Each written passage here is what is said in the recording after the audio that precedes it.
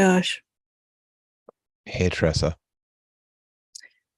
Um, uh, wow, it's great to see you. It's been so long since we've chatted since stuff. How's it going?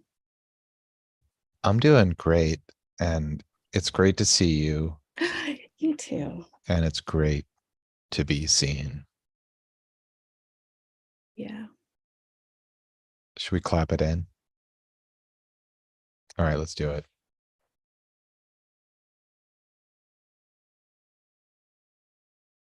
What's up? What's up? What's up? On fire tonight, on fire tonight with Josh and Tressa. Yay.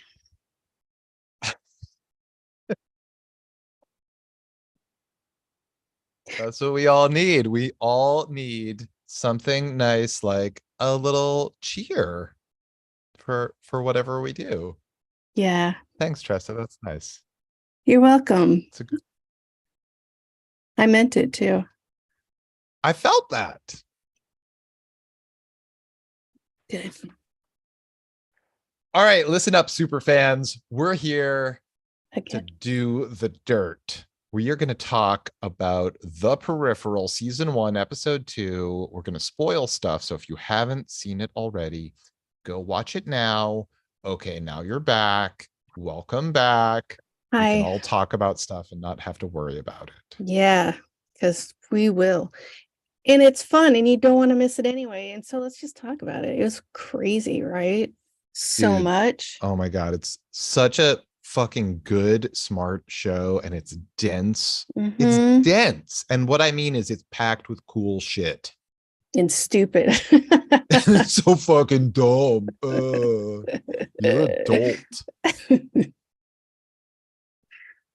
All We right. start off with Queen Bee, right?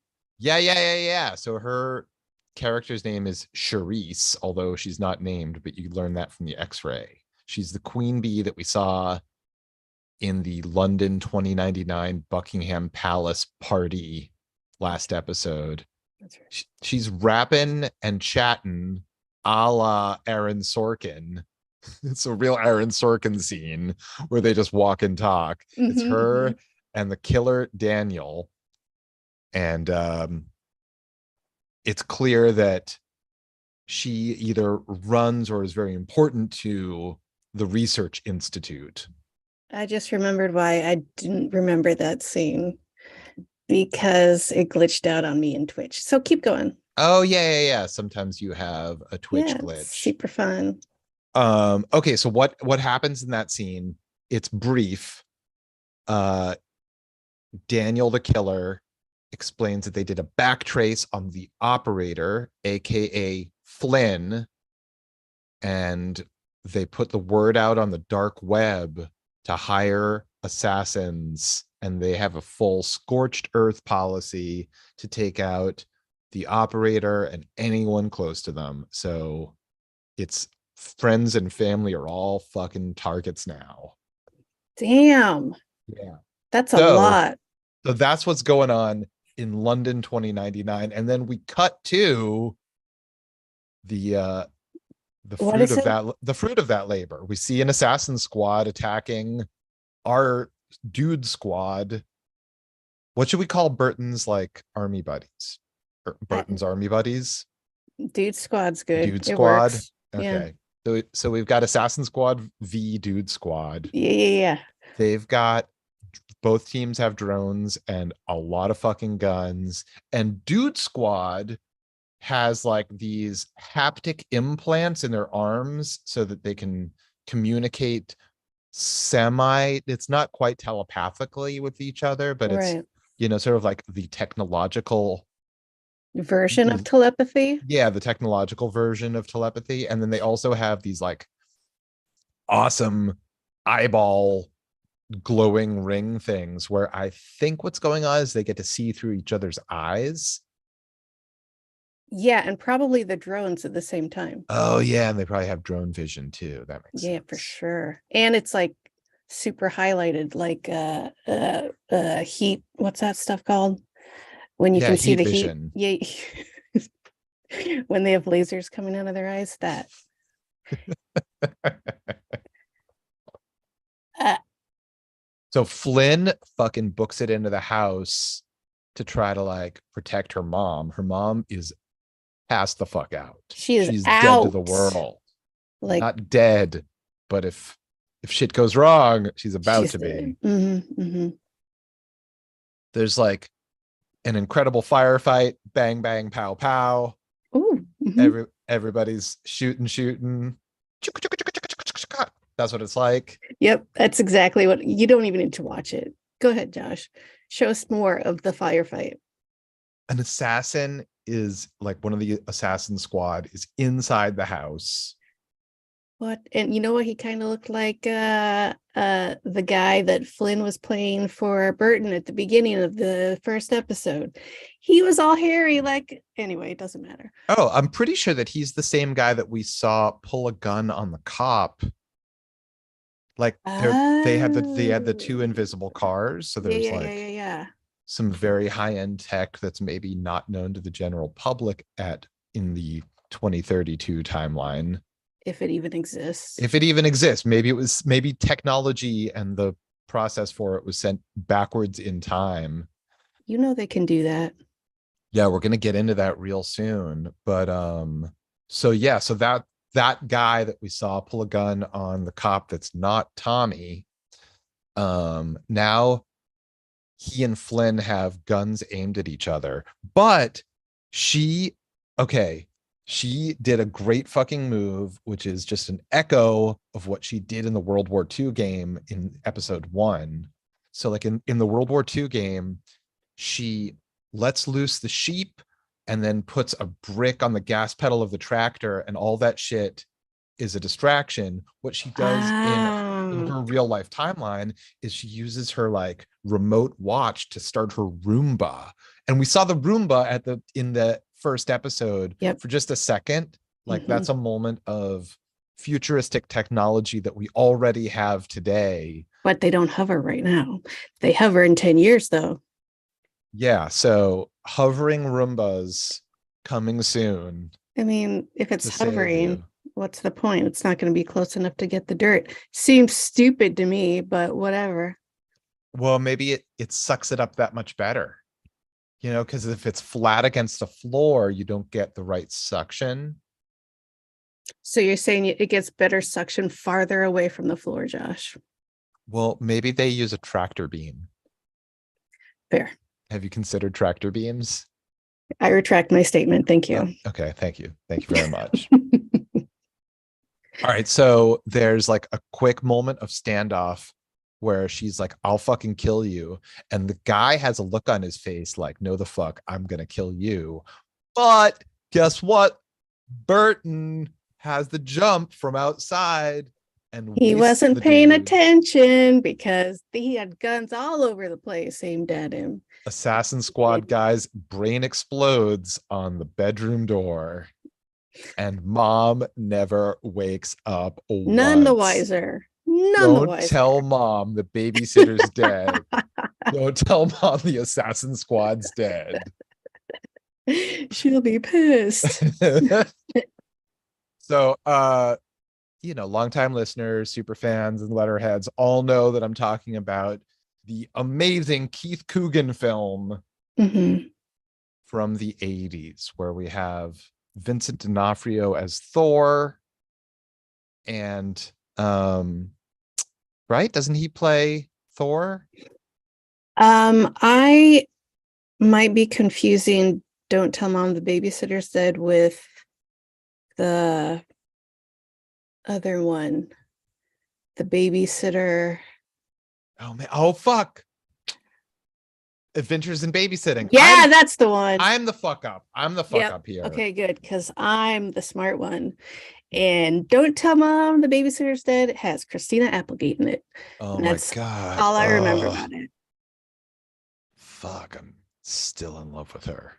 I mean, how can you not be?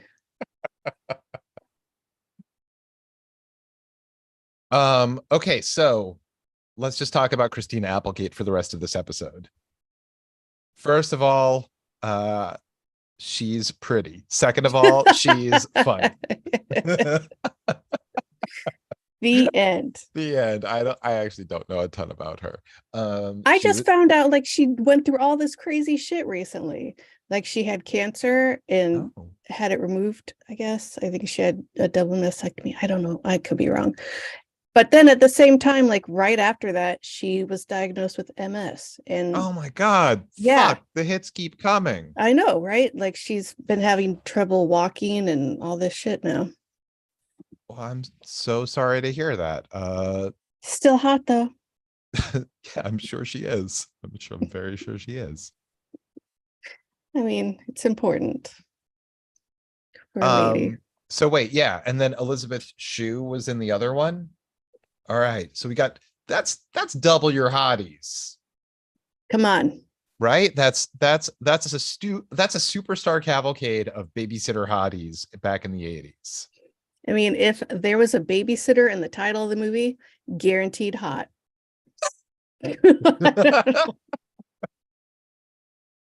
Why was there no crossover? And is it too late? All right, hold on a second. Everybody, just chill the fuck out. We'll get back to Peripheral in a second. We got to work out an idea for a crossover event. Oh, you know what? There's that like tween series, The Babysitters Club. Yeah, I don't know anything about them. I Is don't there like an either. opportunity for Elizabeth Shue and Christina Applegate to somehow be in that series as their original characters? Not the moms because it's like 40 years later. All right, so I'm gonna work on my pitch for like a Hallmark original like holiday movie Fuck yes. with the It'll two be of like, them. don't tell mom the babysitter's celebrating Christmas. Don't tell mom the babysitter has her own adventures. Don't tell mom the babysitter's home alone.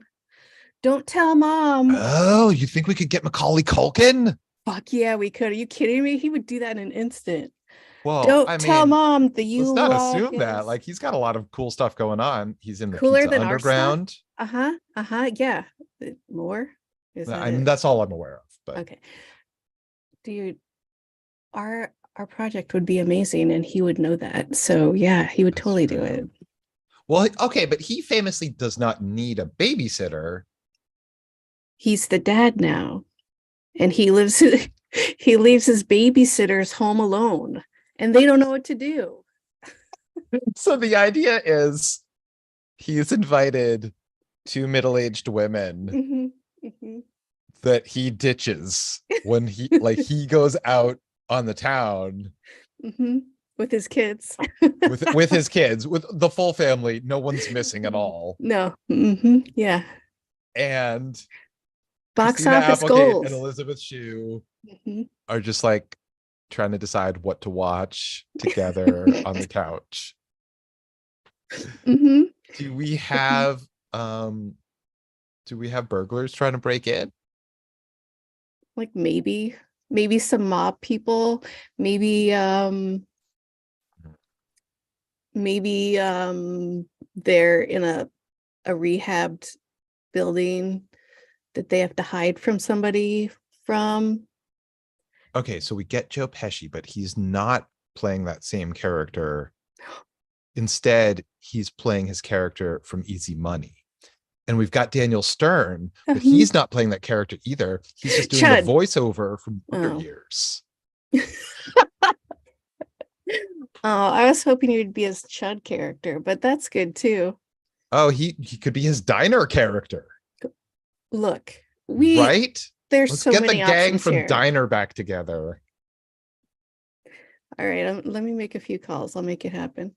All right. So if you're still listening to this podcast, it's about the Peripheral. Again. Okay, so Burton saved Flynn. Now they're like checking the devices to see like, did we get all the guys? I've got 2 guys missing. And then the assassin squad sends in the fucking B team. Apparently, there were more dudes. Bruh. They were always there. They were just like they went off. They branched off. It's supposed to branch off, but they branched off. So now they have to figure out where those guys are. Right. So it's starting to look desperate because like they're under fire, but like a fucking white knight, Connor rolls in to save the day. I don't know about that choice of words, but yeah, he does. White, isn't that like how they're referred to? Yeah. All right. It's the right phrase. I just don't know if it's the right one for Connor. Because he's black? Correct. Okay. So, well, okay, let's talk about it. What should it be? What's a good saves the day term? Well, He is their savior. He's wasn't Martin Lawrence in a movie called Black Knight? It was basically the same thing, but he was black. uh I believe he goes to a Renaissance I fair, never saw it. I don't touches know. a magic talisman or something, and then is transported back to And medieval times saves for the real. day, Josh. He saves the day I like a think black knight. I think that like half of the movie is like his character still thinks that he's in a Renaissance fair, but it's just like, wow, this is really real. Yeah. Martin Lawrence is amazing. Hmm. One of the 2 DJs from the movie House Party, the other one being Oh, George Clinton. oh, I didn't know that. I Oh don't my God. remember that. Yeah, House Party is like the greatest movie ever made. It's the Citizen Kane of movies. No, it is not, because Return of the Living Dead is, but okay. Well, I mean, I think Shaun of the Dead better than Return of the Living Dead, but Return of the Living Dead is quite wonderful. I'm quoting you directly. Well, I just talk shit. I don't know what I say or have any idea. Okay, real quick, real quick. I had to look up who Burton was because he was so familiar and I could not place him. Yeah, what's that dude been in? The only thing I've ever seen him in was Midsummer. And I never saw that movie. boy, it is hard not to hate him now.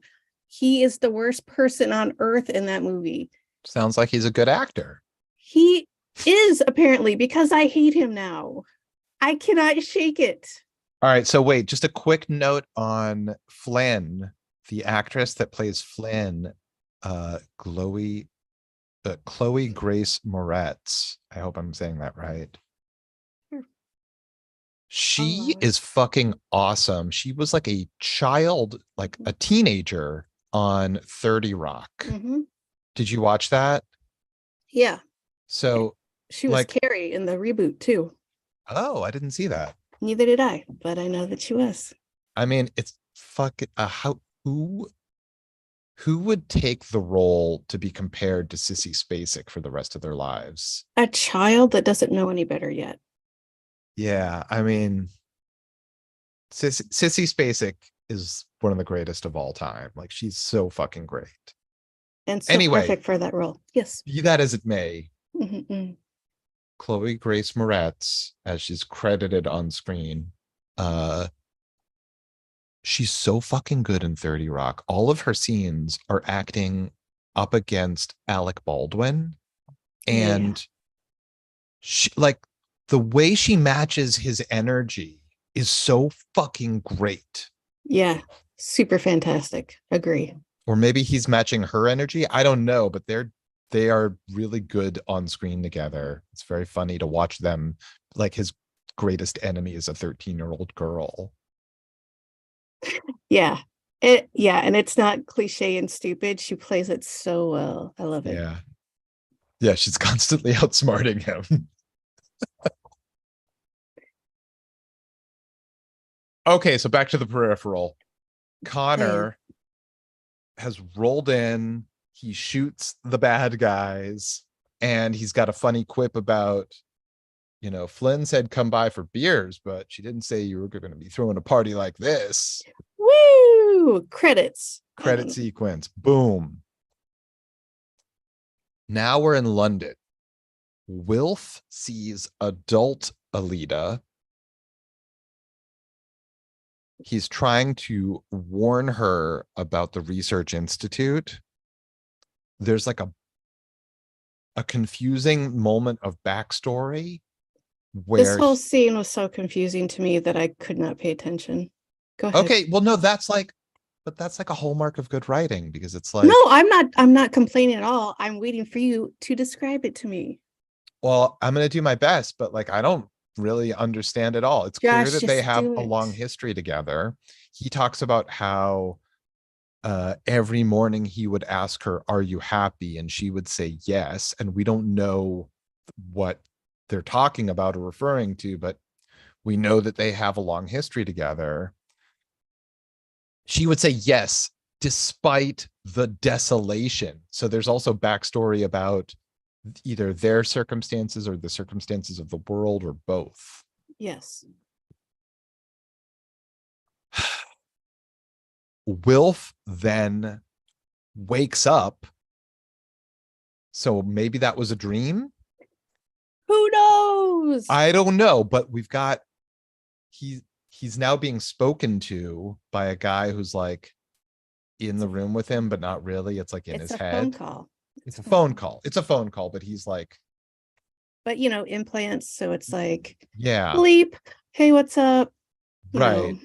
Mhm. And then boom, it's like we're there together. So this guy is a total kingpin. His name is Lev, and he's telling him to help Flynn.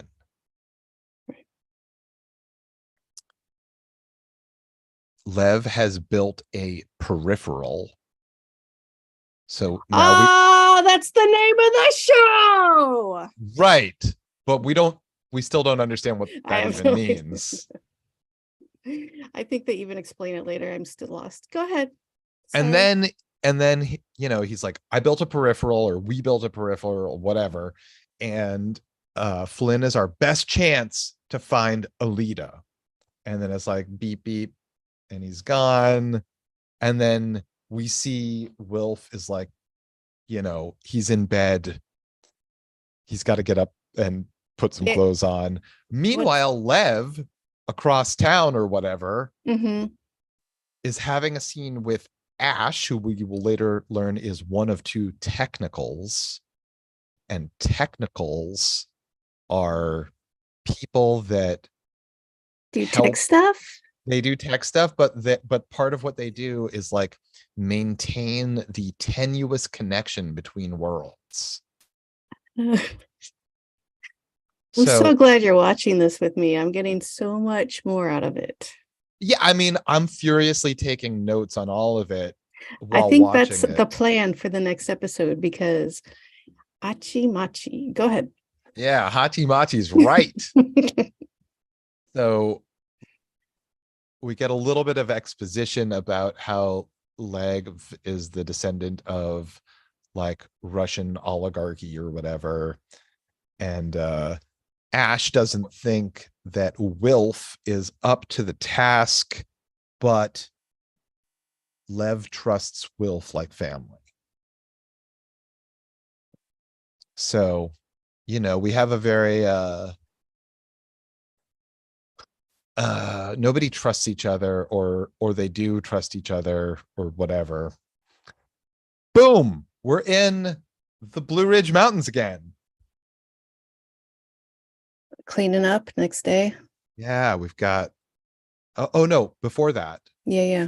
Flynn VRs into a body that looks like her Right.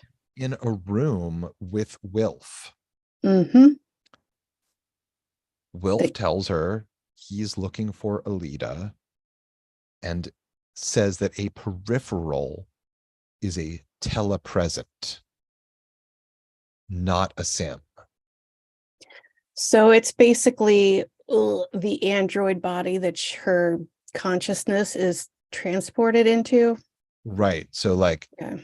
yeah, she's she's like, I don't give a fuck about your lost woman sim. And he's like, it's not a sim, it's a peripheral. And a peripheral is a telepresent, AKA you're beamed into this body, real time, real place.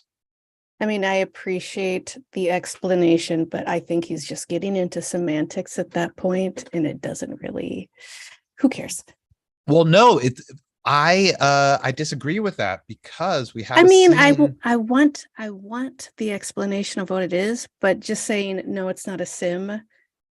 Let her say it's a sim. It's the same fucking thing. No, it's not. It's very It much not, because here's the thing, like later on, I'm jumping ahead a little bit. Later on, we're going to have a scene where she's talking with Lev, and they're both talking about whether or not they see each other as real people because they come from different worlds and different times. right. She's like, am I even a real person to you? Like, do me and my friends and family, like, do we really exist? And he turns it around. He's like, are we real to you? So I think that just in the sense of like what's at stake, a Yeah. sim, there's nothing real at stake. In these parallel or coexisting timeline world things where you can beam in somehow, Yeah. there are real Consciousness. stakes at play. There are, but at the same time, the consciousness person that's beamed into the android body, they might feel pain, but they're not going to die in the future. So there are stakes, but are there? Like, you know what I'm saying? Like, they're going to the future to help this person. They're going back to wherever to help this person. The fact that they have like a price on their head is the only reason there's stakes for Flynn, because everything else is this future dude's fault. Like, fuck the future. If she hadn't gotten that headset, all this other shit, I'm getting too much into the weeds. Anyway. Well, I think that what's going on here, so there's a little bit more that happens in a scene later on that we've already started to touch on, but like let's just get to it in order. Okay, yeah. So Wilf and Flynn walk around London 2099, and he tells her that it's a data transfer, which is like quantum tunneling into this time. And he explains that her mom has a tumor and it will kill her in 4 weeks. And he shows her an obituary, and that they have a drug in the future that will save her. And I've already sent the formula to the pharmacy and paid for it. So go get it. So then she's back in the Blue Ridge Mountains. She's woozy. She's looking around. She sees the dude squad is flying drones overhead. And she and Burton discuss, like, should we like call the cops? And she says, no, just bury the bodies. So that's some real like taking charge Hell yeah. right there. Like, okay, Someone's got to do it. I guess so. I mean, those are some hard decisions, right? So Hell yeah. it seems like I'm surprised. So like there are aspects to like her regular real life world before she was introduced to any of these like quantum tunnels into other times, where she lived in like kind of like a world that kind of sucks. Like her mom is dying, her brother like comes back from the army broken and in pain, and they're both addicted to pain medication, and everybody's like the national pastime is escapism into these games. um so whether that kind of leadership comes from gaming or what, I'm just not sure. I mean, she's basically both of their caretakers at this point. I'm sure it's just like, I'm the fucking mom, just do this. I don't want to fucking deal with it. I'm going to tell you what to do. Stop asking me dumbass questions. Right. And besides that, I gotta go squeegee the 3D print shop windows. That's If I don't do it, nobody's going to fucking do it. those two idiots obviously can't do it. We don't even see those two idiots this whole I know. I episode. miss them. Oh, and by the way, a super fan called us out. I said Rashomon when I should have said Hidden Fortress. So You thanks. idiot. Keep the letters coming. You fucking idiot. So anyway, she's like, bury the bodies. Connor takes her to the drugstore, which is called Pharma John, which is fucking hilarious. So funny. I wanted to see inside there, but go ahead. I know, right? Like, do they just 3D print? Right. Are they 3D printing chemicals and then mixing the chemicals? That's what, because I mean, we already know there's no other stores except for the 3D printer shops. So can they make food with 3D printers at this point? Is it? I have Yeah, and if questions about so, can 3D they make printers. like a 7-layer burrito and a Crunchwrap Supreme and But like a good one, not where it's yeah, like like from sour the cream at the 90s, not bottom like and not current like day ones? where Do the we Taco Bell meat is half oatmeal. does the technology still exist to make Taco Bell food from the 90s today? Man, get the fries from the 90s back. That's what I'm saying. Not this bullshit fries they have now. So that's sorry. All right, so she brings the drugs back to the house. She talks to her mom and asks her explicitly about the tumor. And her mom's like, who told you? She'd never said anything before. So, what Wilf was saying about her having a tumor, we now realize Flynn was just playing it cool. She didn't even know that shit. Mm-hmm. So, he told her something that she did not know and had not been told, but turns out to be true. Correct. They have a frank discussion without really naming names that, hey, there's this new experimental drug. We don't even know what's in it. And her mom is like, well, the doctors gave me 6 weeks to live. What's the worst that can happen? And I'm Exactly. like, exactly. I am not gonna if someone gives me an experimental drug, yeah, why not? I got 6 weeks. That's a month and a half. Fuck yeah, give me whatever. Kills me faster? Awesome. Right. She's not on the one Oh, it'll hand, work? on the one Oh. hand, like 10 seconds earlier, she was talking about wanting to protect Flynn. Uh-huh. And now she's like, fuck it. Exactly. But it's hard to argue. Uh so then yeah, so she knowingly gets injected with this experimental drug. We have a very quick scene where Flynn gets out of the shower, like brushes off the steam in the mirror and looks at herself and smiles. I think I think we should talk about there's like along with the themes of doubles, like themes of mirrors Oh yeah, for keep, sure. you know, keep surfacing throughout. Is that a weird fiction thing as well, or just Yeah, like anytime, and also tunnels, which like we have a lot of mm. tunnels Mhm. constantly, but like just anything that like where you put something uh how do I put this? It's like it's hard to explain weird fiction because the point of it is that you can't really hang your hat on anything, like there's nothing really stable about it. Right. So part of it is like you put something reliable that you can trust next to something that you can't trust, and then it's like the the ground starts to disappear beneath your feet, but you can't Or even the see it car happen. does beneath the coffee Dun cup. dun dun. That's a pretty Ooh. awesome scene coming up. Yeah. So Tommy the cop is driving and he stops his cop car because he sees something super weird. It was a great little pre-scene of him just like staring, and we don't know what he's staring at for the it seemed like a really long time. He's like going a little slower, he's backing up, he's trying to figure out what the fuck he's seeing, and he finally gets out of the car, and that's when we see there's just a coffee cup floating in midair. That was great. I liked that a lot.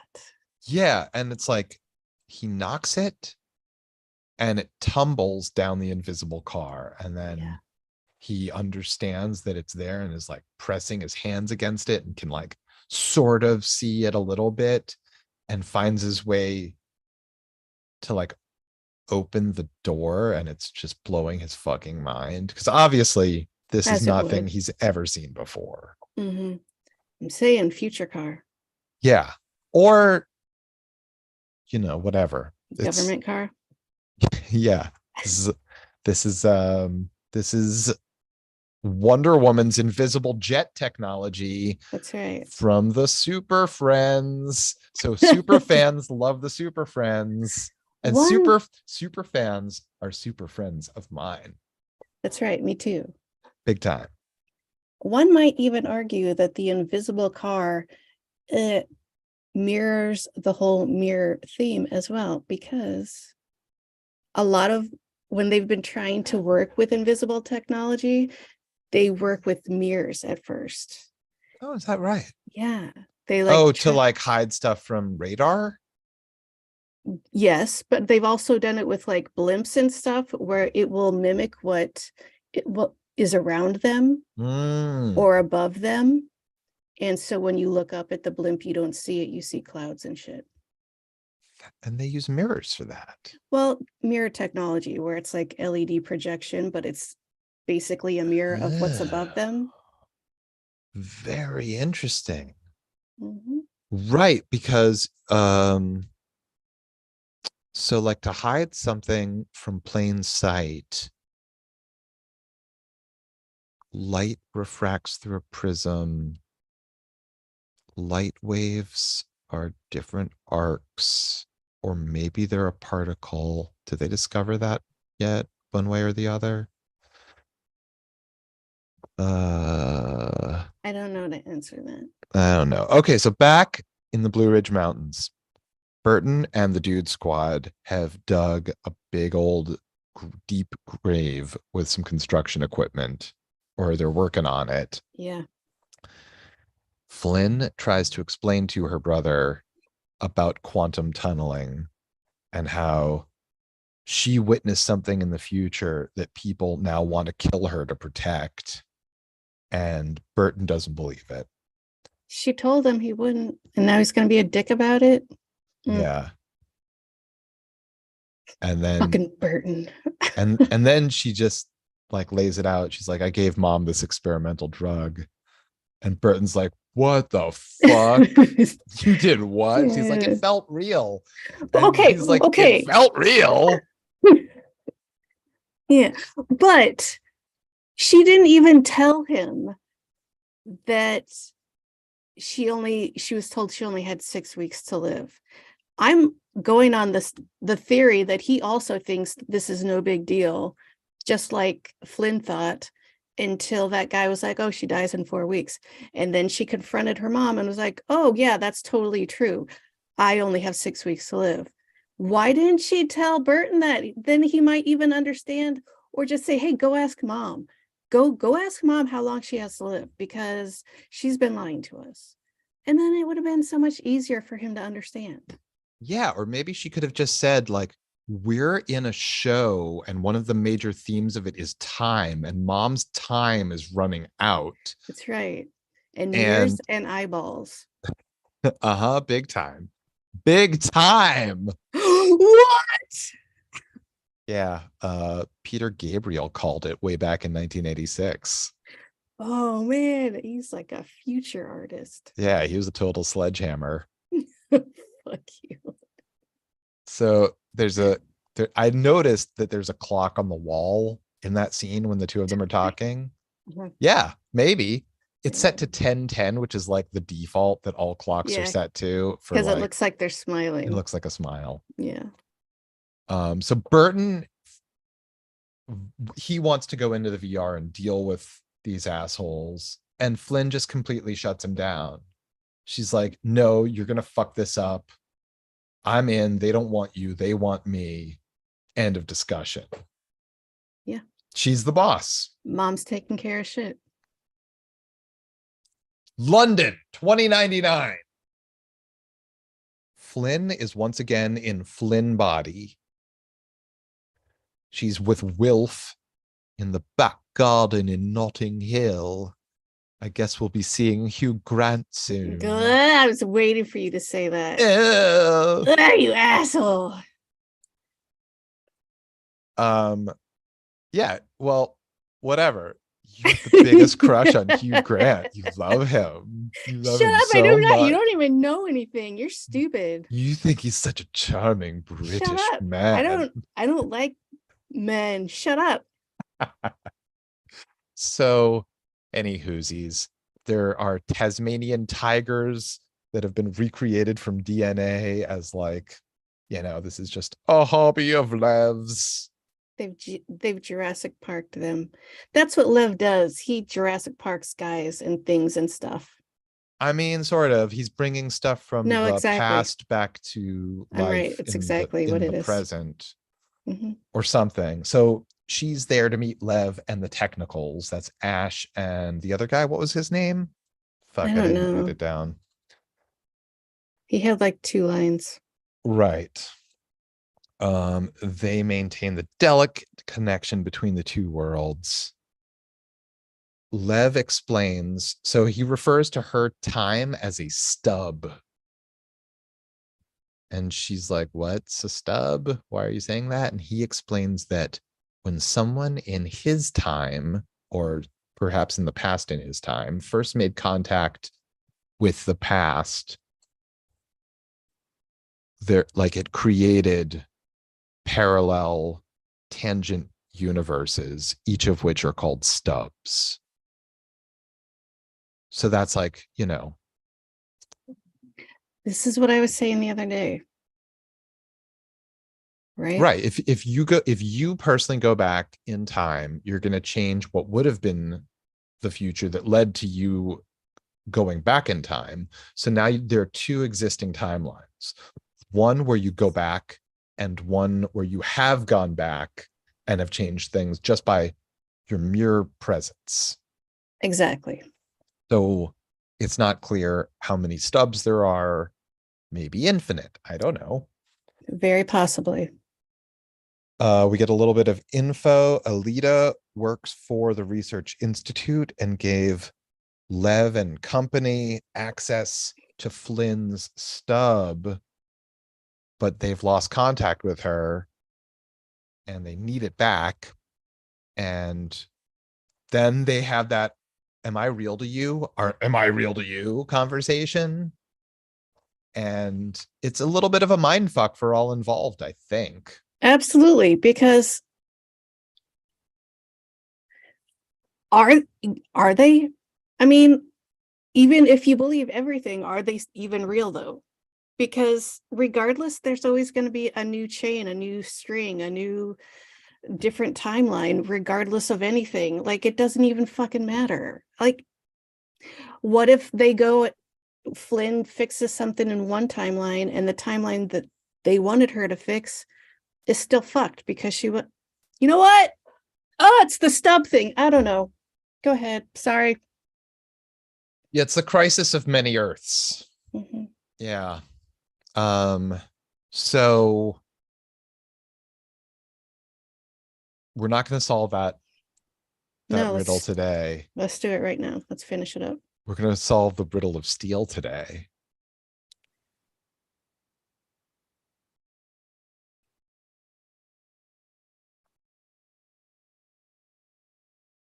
All right, so we have a quick scene back in the Blue Ridge Mountains. Tommy, the cop, he finds a bullet in the car, Right. Mm-hmm. and the squad sees him, and they're like, "Okay, everybody, act casual, like hide the bodies, and just get cool." And like some guy's got to babysit Flynn while she's in the VR set. Mm-hmm. Mm-hmm. We're back in London at the Notting Hill estate. Flynn asks what happened, in your time, what in the past happens to me and my family. And the London people are like, well, the information kind of gets fuzzy after a certain point. I mean, at that point, come on. Yeah, I mean, it's Come on. right. So it's clear that at some point in Flynn's future and in their past, Mhm, some mhm. bad shit happens to the world. Yeah, The technicals have a private conversation because they can encrypt their voices and talk to they each other fuck those guys. and just be super annoying. So Mhm. it then comes out that the futuristic drug that they gave her mom for the tumor is only 57% chance of being effective. Right. So Flynn is like, listen, save my mom and I'll help you with your missing lady. That's the deal. Yes. And also get the fucking price off my head. Right? Right. Right. It's like, can you fucking protect us from, there's the assassin squad. Right. I got so many dummies on the dude squad. I need help. Yeah. The only squads it's just toxic masculinity through and through. Thank you. It's assassin squad or dude squad. It's like this what I have to choose in life. Disgusting. Anyway, back in the Blue Ridge Mountains, Yeah. Tommy is asking Burton, hey, I found this bullet in a car nearby. And Burton's like, oh, uh, that's like the kind that we used to use in the war sometimes or in the army. I don't know if he said war or army. He said war. Okay. He talks about the war a lot. The war. Um, and Tommy is like, hey, are you and Flynn mad at me and Dee Dee? No, what are you talking about? Well, I mean, all these trucks, it looks like you're fixing to have a pig roast and you didn't invite us. I mean, Oh, it's just the dudes. We're having a drone tournament. Like, no big deal. Just some dumb shit. oh yeah, I hate dumb shit. Yeah. Good call. Right. But weird also. Like army buddies getting together. Yeah, that's not a party. That's get out of his business. Fucking ACAB, dude. No. The I fuck mean, out of here. are you kidding? Like Tommy found an invisible car with a bullet in it. I Yeah, go like look at right that some next to their more. property. I feel like it's reasonable to ask any questions he wants to. Go not look at that car some more. Get the fuck out of here. So Flynn wakes up, she's all woozy, and she sees the squad digging graves. And smelling it too. Yeah, she sees like flies landing on the boots of some assassin guy who's like covered in a tarp. Like one stiff breeze, and it would have been like Tommy would have been like, hey, why does it smell like dead bodies on your fucking farm? Yeah, so I guess it's a good thing that They killed them all on the other side of the yeah, house. that they killed them all in the backyard. Whatever. Good plan, guys. But then again, it's like the open air. I don't know, like do dead bodies start smelling right away? I didn't think it would be that soon they would start to smell, but she was like But almost they're to the drawing flies and she can smell right. them. And All she was right. almost to the front of the house where she was still like, oh my God, ew, it's smelly like that. I think that's what that was their line, I'm pretty sure.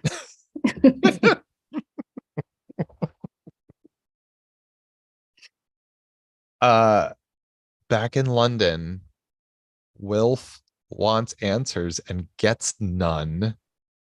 And Lev goes back inside and Wolf is looking at him and the technicals indoors from outside, and Ash waves her hand, turning the window into To what? What? More mirrors. mirror, mirror on the wall. Yep, that's what it was. Yeah, who's the fairest one at that ball from the last episode? It was dear Marielle, whose eyeball got ripped Ugh, out. sure did. Did she Okay. die? Did they kill her? Or did they just take her eyeball? I don't know. I don't We'll have a never good answer know. for that one. All right, go ahead. Also, why did they need like why did they need Burton or Flynn to VR in to do that?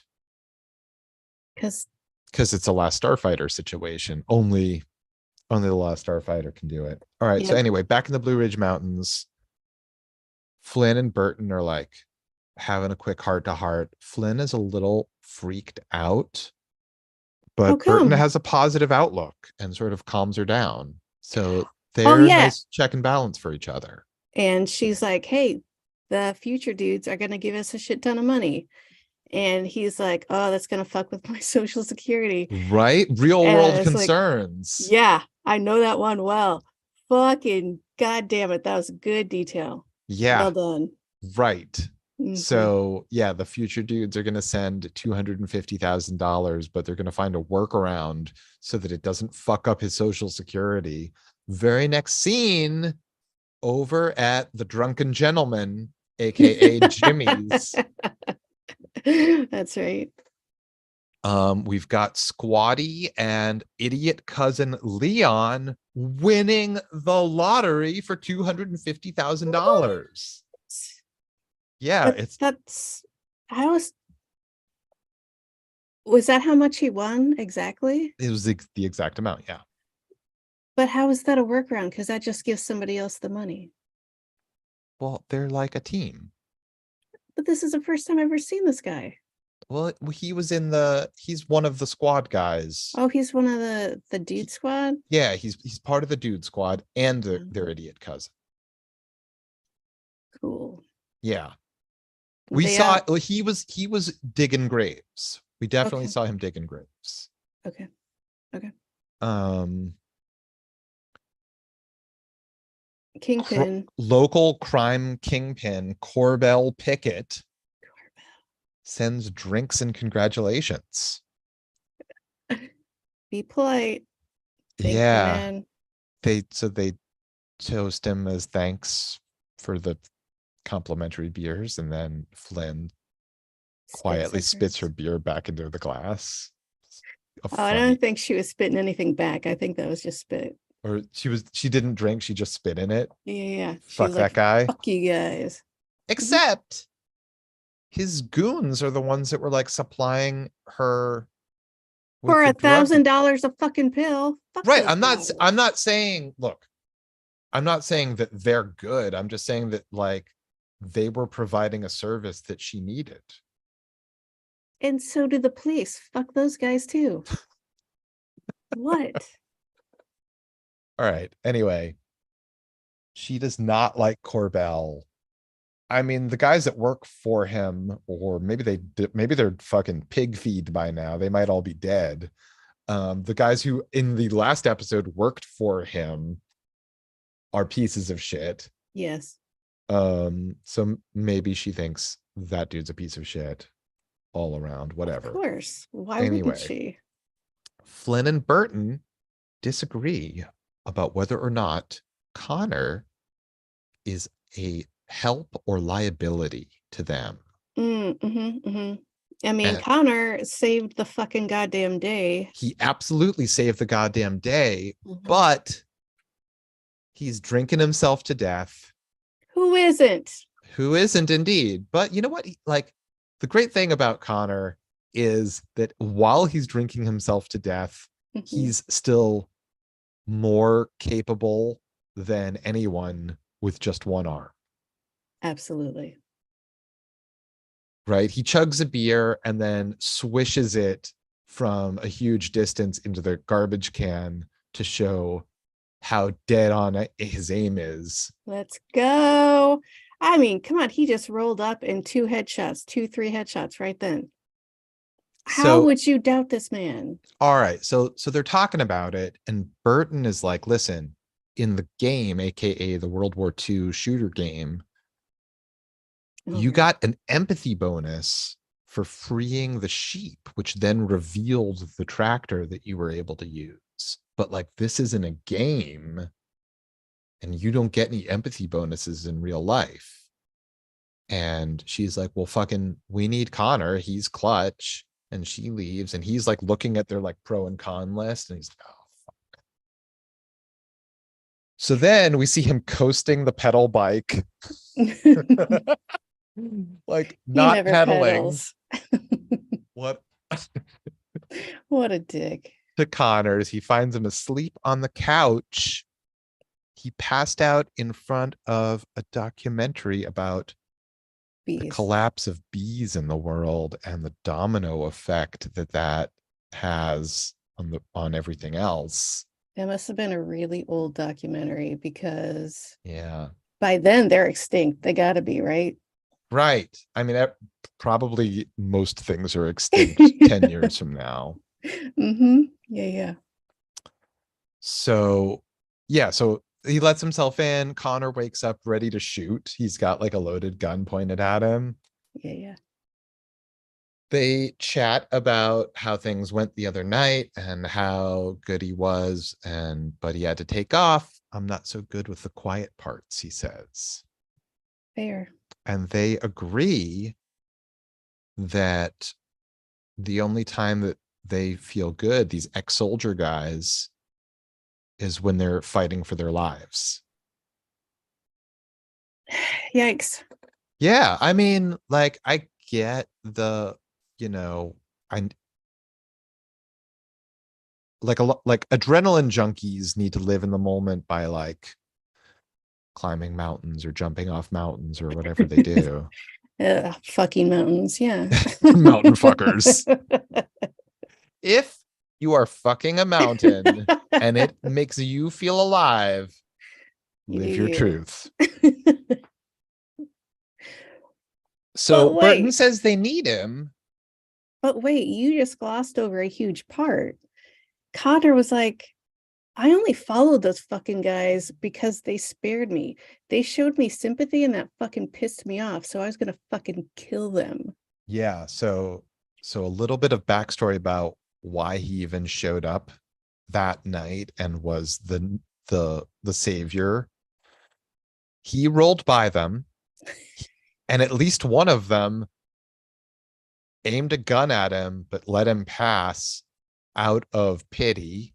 Yes, pity, and, that was the word. and he was enraged at having been pitied, so he went home and got his guns and he came back to fucking kill them out of revenge for being pitied.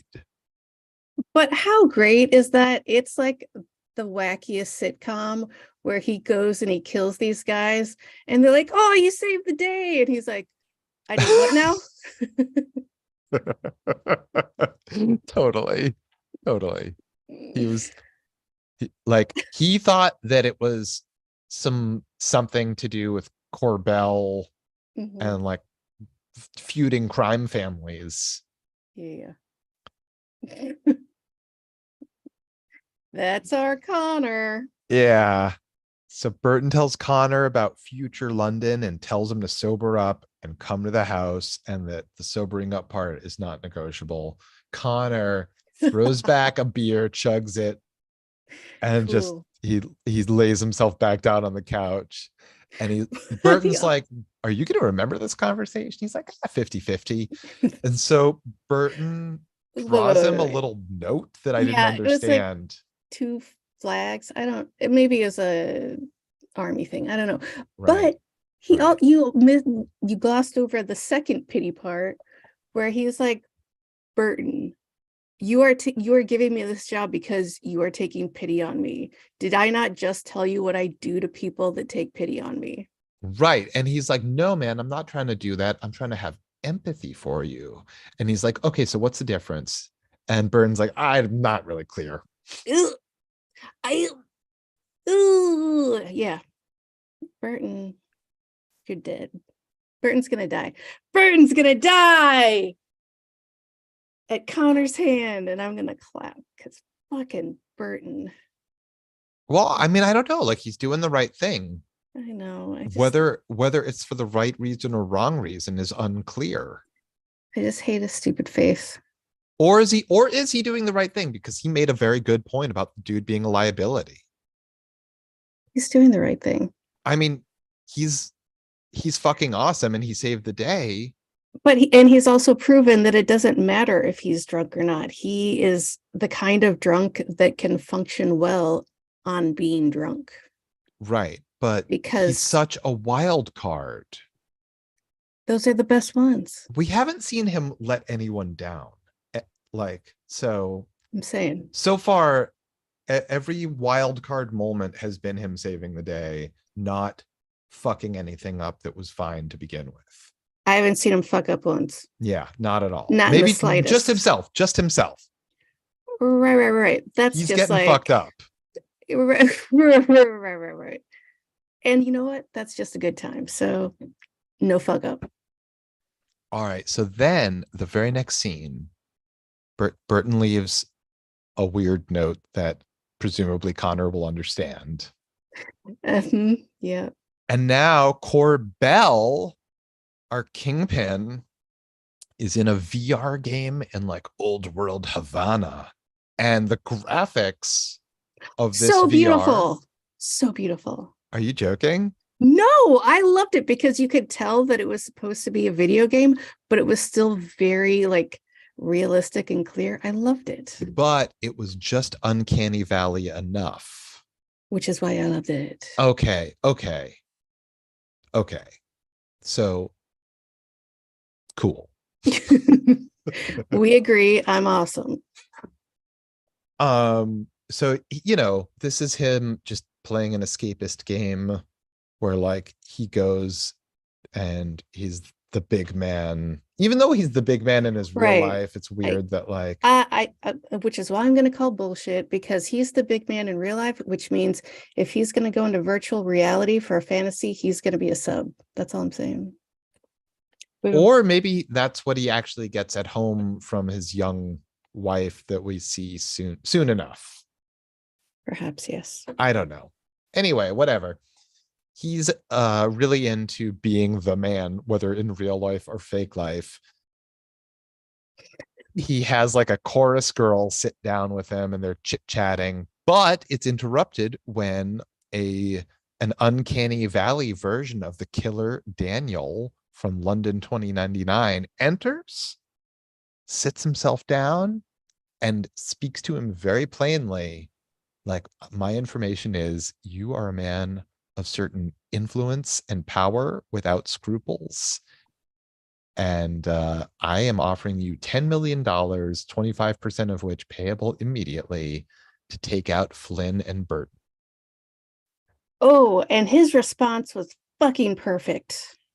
Right, which is bullshit on this. What are you, Homeland Security? This is fucking entrapment. End game. Yeah. So good. Right. That is the perfect response because fuck this shit. How does that not sound like entrapment? You know that they know that you got some shady shit going on and you know that they are your customers. Of course it's entrapment. So I mean, it's not, but of course it is. So he gets out of the game and he's got a wife that's like less than half his age who's like, how is it in Havana? And he's like, oh, it's always better when you're there. And she's like, bullshit. Right. And he's like, maybe we have to cool it in Havana for a little while. And she's like, why is that? And right then, boom, his phone lights up. He's got a deposit in his account for $2.5 million. Which is just the exact amount that the entrapment guy from Homeland Security was trying to offer him. Now he has to kill those guys because they already gave him the money. I mean, a deal's a deal. I didn't agree to it, but ooh. So then it's that night. It's late at night. Flynn is at home, wakes up to noises inside the house. She's freaking out. She runs downstairs. Her mom's looking for food in the fridge. Mom, what's up? She thought she was in a dream, but she can see. That means the medicine's working, Josh. They hug with a look of amazement and wonder. And that is the end of this episode. It sure is. Yep. So, all right. So shit's about to get real. We know that Corbell is a badass dude who fucks up his own people for Hmm. making him even be perceived as weak. That's right. So, you know, Flynn and Burton are in big fucking trouble, even though this wonderful news has just happened. Yeah, they gotta, I don't know, maybe get out of town. Right. Couldn't they VR into London in the future from anywhere else? Yeah, I mean, I Although don't, they've got a very sick mom, so I don't know if moving her around is like a she's doable almost thing. better. She can see, she's fine. Although, they've sort of got a stronghold in the mountains, Hmm. right? I mean, they have home team advantage. Sure. So going somewhere else risks any number of variables. They just seem like they're out in the open there, though. They It can come at does. any direction at any time. And all the cops are idiots. So who fucking knows, dude? Well, there were two cops that there's one, Yeah. Tommy, What and he's happened to getting the other married to one? Dee Dee. Ah, fucking Dee Dee. Right. Well, maybe the people from London in the future can put out a hit on Dee Dee as a favor to Flynn. Hmm. Oh, Tommy, you're so sad. I just want to comfort you about your very recently deceased fiance. Oh, gross. It's a seventh grade crush. That's how you do things. You Okay. have you have someone telepresent into a body Hmm. and commit a murder. How else are you gonna do it? It doesn't Yeah, need. that's how you express that you like me, check yes or no, or murder Or my fiance. that's right. That's right. That's right. So, how old do you think Flynn is? Like 20 something, Yeah, I'd say like, probably. 25-ish. And she's still pining over her seventh grade crush. You don't think that's fucking gross and weird I and don't know, it's a small sad? town. Maybe like I like there don't seem to be too many dudes or So move. ladies in this town. Well, I mean, as far as we know, as far as we know, there's only one store in town, Right, a, where cl- two idiots work. a cleaning lady service, one cop, and that's the entirety of the town as far Well, as we there's know right now. Pharma John. Oh, right. There's the drunken gentleman. That's right. That's right. Which they seem to be doing good business. Oh, More. there's the mini mart at the gas station. Oh, that's right. That could be outside of town. We don't That know. could be, yeah. And the only people who come to town are assassins. It's like there's no other reason to come there. I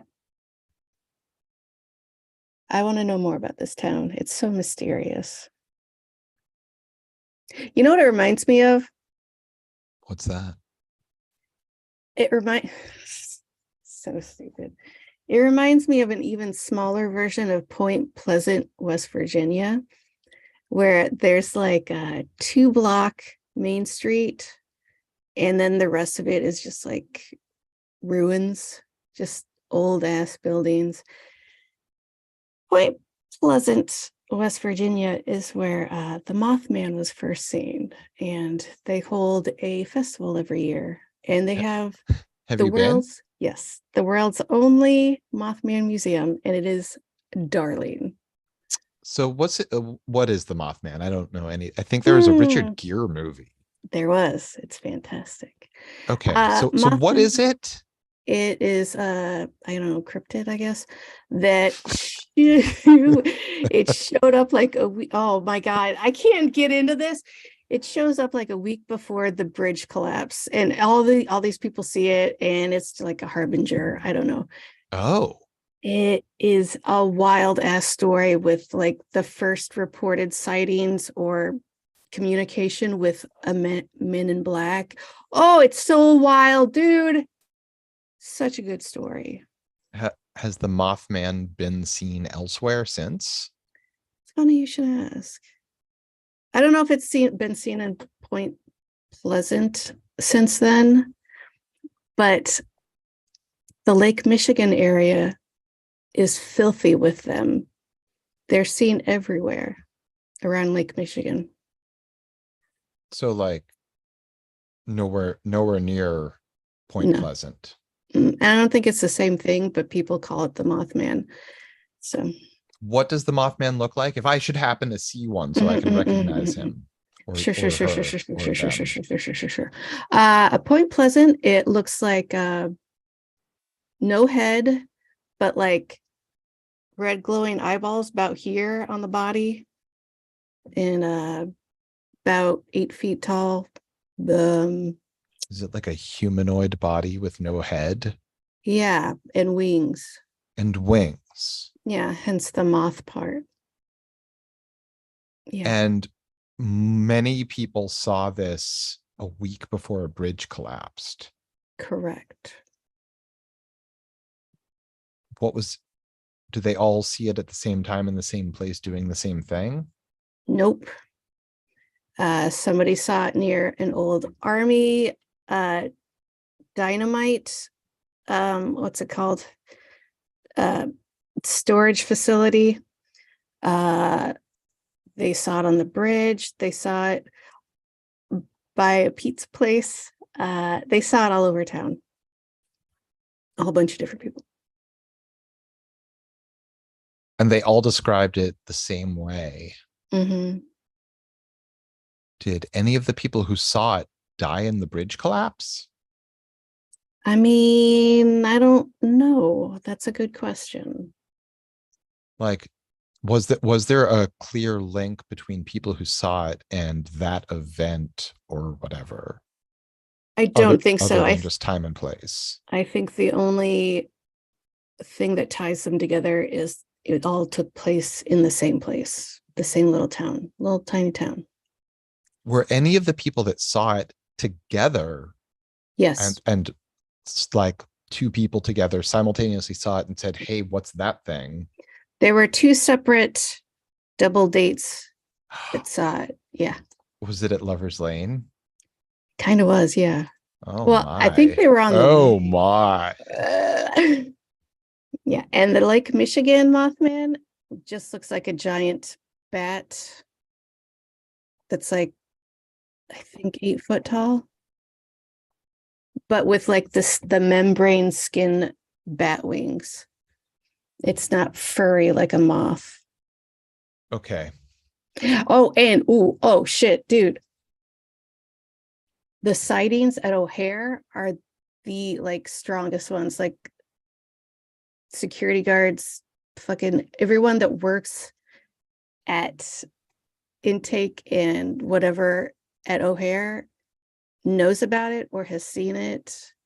And it's like the strongest eyewitness sightings. Anyway, Do you know, do you want to know why I don't believe this at all?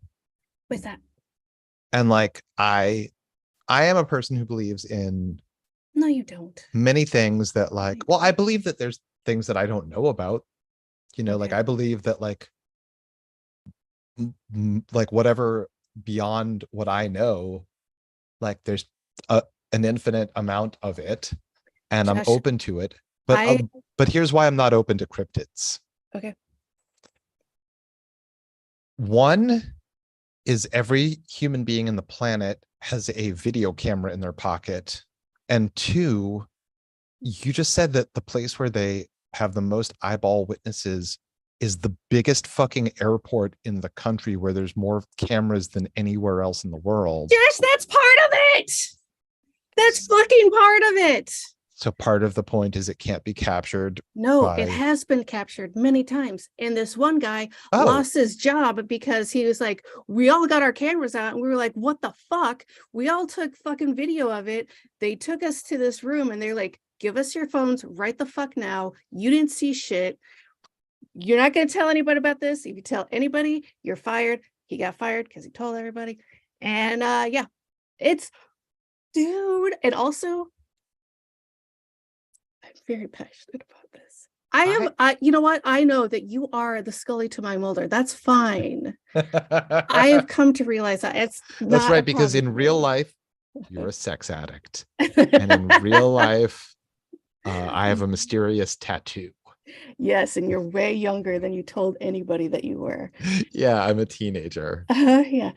Um, when you're scared, you don't think about taking your phone out. When you see something that is terrifying, you're not like, oh, let me get my phone Okay, out. but at Like the my point where grandpa like did. you're saying that it's been seen like not just a dozen times or even 100 times, but like hundreds or thousands of Well, I times. don't know about that many, but yeah, go ahead.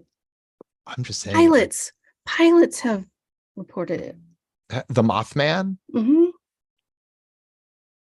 I mean, I believe in extraterrestrials. I believe in Maybe it is one. UFOs. I believe in, you know, I'm not really clear what a ghost is.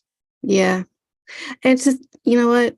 The way I feel is if you think that you know absolutely what anything is, then you're wrong. How could you? All right. Well, I'm open to wonderment, but something that like many people agree that they all saw, but nobody can present a scrap of evidence. They all claim it's been confiscated. All right, Josh, be It just different. seems like there ought to be something better than that. I'm not saying there's nothing. I'm not saying that there's no chance of a conspiracy. Um, I will say that I don't want to say that I fully believe it because it sounds banana pants. But I kind of do believe it, but I don't want to say that. I get it is what I'm saying. I Well, it's understand just what you're like, saying. if Loch Ness has a monster, like we know exactly where Loch Ness is. Like Right. we can set up camp all year round and watch for the thing. If Hmm. Bigfoot or Yeti um are known to be in like a specific place, like how well could they possibly hide without leaving tracks or Hmm. whatever? Yeah, yeah. Because they're interdimensional, you idiot. Oh, okay. All right. All right. Well, that's the Mhm. best explanation I've heard so far. They Thank they you. disappear to another dimension Hmm. Hmm. and they Hmm. take with them Hmm. all photo and video evidence. Right. You only leave footprints and You what's take the only kid? memories. Thank you. Get it. So you're saying that they are interdimensional sightseers going for a walk in the woods and they get occasionally disturbed by Mhm. human beings and then they bug out. That is a theory that I've heard, and I'm not saying that it's true, but I think it's funny. I mean, that's as good as anything. Mhm.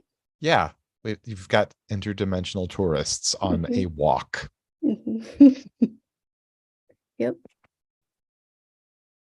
All right, so that's all the time we have for this episode of the Oh, Peripheral. what? Yeah, but it's been amazing. Thank you so much for joining us. I'm not even gonna. Come on back because we got more to talk about for the next episode and the next one and the next one. I gotta come up with a new outro to piss you off with. Just play that awesome music. Oh, okay. Hold on. I gotta click on this.